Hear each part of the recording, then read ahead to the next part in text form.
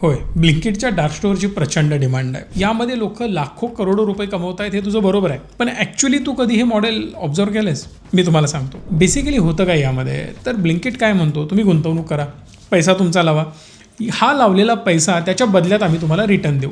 हे पैसे रिटर्न कसे मिळतात आणि तुमच्याकडे काम काय असतं हे समजून घेणं गरजेचं आहे. ब्लिंकिटवर बेसिकली जर तू बघितलास ना, तर ऑर्डर प्लेस केल्या जातात. ऑर्डर प्लेस केल्यानंतर त्या प्रोसेस होतात, प्रोसेस करून ते डिलिव्हरी एजंटकडे दिल्या जातात आणि डिलिव्हरी एजंट त्या ऑर्डर्स आपल्या कस्टमरपर्यंत पोहोचवतो. पण या दरम्यान डिलिव्हरी एजंटपर्यंत ती ऑर्डर पोहोचण्यापर्यंत जी बॅकएंडची जी प्रोसेस होत असते ना, ती सगळी डार्क स्टोअरमध्ये होत असते.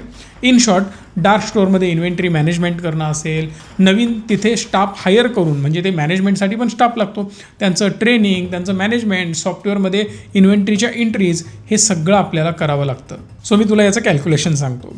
ॲव्हरेज ऑर्डर्स पर डे जर तू ब्लिंकिटवर बघितलास ना, तर जवळपास 1500च्या आसपास पाहायला मिळतात आणि ॲव्हरेज ऑर्डर व्हॅल्यू जर बघितली तर ती 600च्या आसपास पाहायला मिळते. मंथली अप्रॉक्सिमेटली रेव्हेन्यू जनरेट होतो 2,70,00,000 रुपयांचा, if I am not wrong.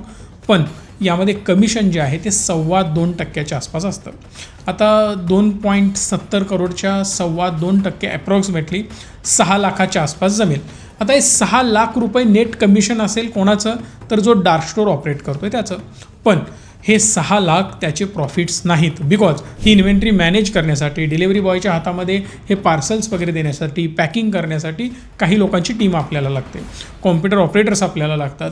In short 12, 15, 20 लोकांची टीम लागते, डिपेंड की ऑर्डर व्हॅल्यू काय जातात. जिथं एका खेडेगावामध्ये किंवा छोट्या सिटीजमध्ये 1200-1500 पर डे ॲव्हरेज तुम्हाला दिसेल ऑर्डर्सचं, तिकडेच मोठ्या सिटीमध्ये मला वाटतं 2,000, 2,500, 3,000 पण आम्ही ऐकलं आहे. बट Tier 2, Tier 3मध्ये थोडंसं स्ट्रगल करावं लागतं आहे. सो जेवढ्यात जास्त ऑर्डर तुम्हाला मिळत जातात तेवढं जास्त प्रॉफिट होत जातं, सिम्पल लॉजिक आहे. ॲव्हरेज सॅलरीची कॉस्ट तुम्ही बघाल तर 2-3 लाख रुपये सॅलरीची कॉस्ट तुमची जाते. 50,000 मला वाटतं अदर एक्सपेन्सेस आणि ते डार्क स्टोअर मॅनेजमेंट करण्याची कॉस्ट. 3-3.5 लाख रुपये तुमचा खर्च कुठेच गेलेला नाही. 2-2.5 ते 3 लाख मॅक्सिमम एखादा महिना 3.5-4 लाखाला जाईल. अदरवाईज तुम्ही इन अँड ॲव्हरेज 2 ते 3 लाख रुपये पर मंथ नेट प्रॉफिट पकडू शकता. पण हे डार्क स्टोअर मॅनेज करण्यासाठी कॉस्ट काय तुला माहिती आहे? ॲप्रॉक्सिमेटली 1 करोड रुपये. सो 1 करोड जर मी गुंतवणूक करतोय तर 12-36, 30 ते 35-40 लाखाच्या आसपास मी रिव्हेन्यू जनरेट करू शकतो.